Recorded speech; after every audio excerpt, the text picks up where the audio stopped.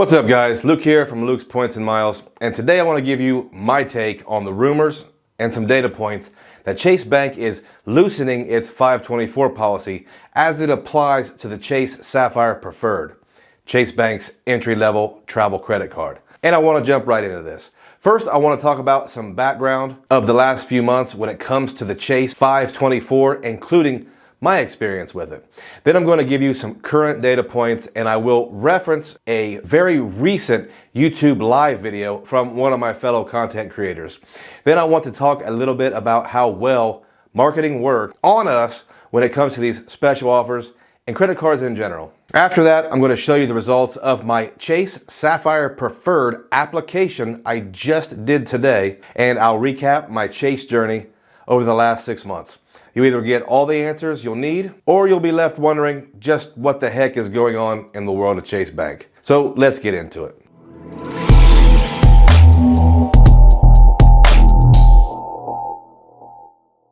Let's do a quick recap of what's been going on with Chase Bank recently and their 524 rule. I've made several videos about my personal experience, and before I go any further, I want to disclose that I am 100% sure that I am 624 as of the time of this recording.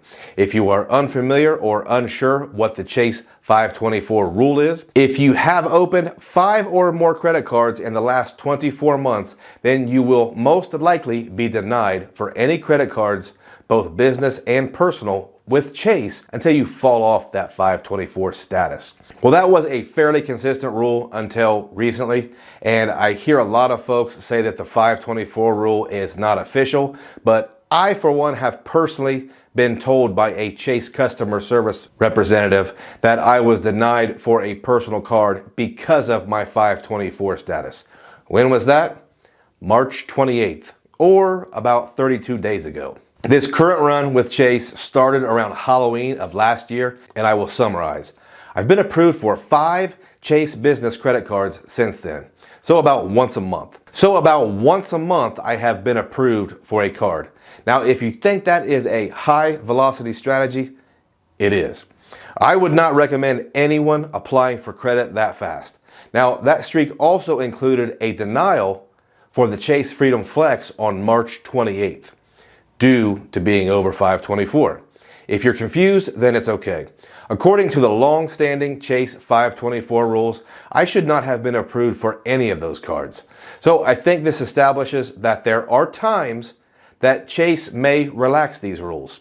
In this case, the 524 rule appears to have been relaxed for business cards, and I'm sure this loosening will be a temporary thing. Then fast forward to now, and recent reports indicate that Chase may be loosening its 524 with applications for the Chase Sapphire Preferred. I didn't think much about it until Chad from Chad's Money Minutes, who is himself way over 524, but has recently been able to get several Chase business cards, did a live video applying for the Preferred, but he was not successful. Now, Chad was one of the first ones that I saw that was getting approved for Chase business cards, and he gave me the idea to start applying, and well, you know how that turned out. So at this point, I see reports of folks getting approved and reports of folks getting denied because of their 524 status. So now I'm at a dilemma that shouldn't make sense, and I'll explain. This is when we talk about marketing. See, I'm not in the market for a new credit card. I just finished up the bonus for the Chase World of Hyatt business card yesterday, and I've basically been working on bonuses for 6 months straight. I have a couple American Express retention offers that require spend. Nothing too special. I think the last one is 20,000 MR points for 2,000 spend on the American Express Gold card. And obviously for a dining and grocery card, that's fairly easy to hit. But I was actually looking forward to using my credit card setup and sort of cruising for a while. Even as far as Chase cards go, I already have the Business Inc. Preferred, so I don't need the Sapphire cards. My plan was to get the Freedom cards in late summer when I was actually under 524. So what's my point? Guys, marketing works. I don't need or want the Sapphire Preferred, and it isn't a great time for me to get a new card anyway, but here we have a situation where there is an elevated but not historic offer. we have this idea that we might be able to get this card even if we aren't eligible for it. To top it off, those of us in the credit card game have really been exposed to a lot of Chase Sapphire preferred news, videos, and articles lately.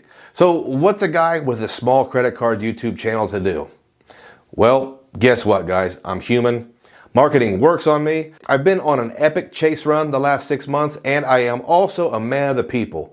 You guys have questions, and I try to find the answers. But honestly, it is a great travel card. It has a great bonus, and I'm taking the family to Hawaii in May, so I will likely have higher than normal spend. Why not use this as an opportunity to grab another Chase Ultimate Rewards points bonus?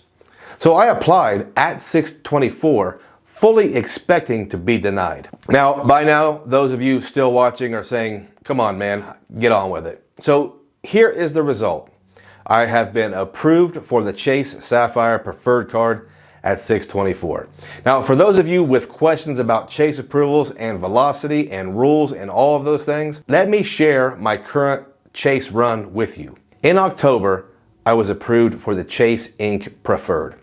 Just over 30 days later, the Chase Inc. Cash card. Again, another 30 days later, I was approved for the Chase Inc.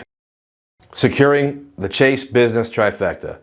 Most people would stop there, but like I've said before, moderation is really not my strong suit.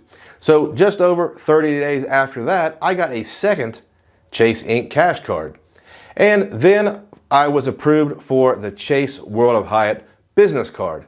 That was supposed to be the finale, but here we are 32 days later, and I have an approval for the Chase Sapphire Preferred. That is almost 500,000 Chase Ultimate Rewards points in 6 months, and then throw in another 66,000 or so Hyatt points. Do I recommend any of this to you? No, of course not. But I wanted to share to let you know it's possible. If you want more information on the Chase Sapphire Preferred, I will leave some video links at the end of this one, and you can check it out on my new super organized card link page. If you have time, check out my other links in the description. Using my links helps the channel, and it allows me to put out a lot of unsponsored content. You know, good stuff and no fluff. Well, guys, that is it for me. If you've stayed around all the way to the end, I thank you and I appreciate every single one of you.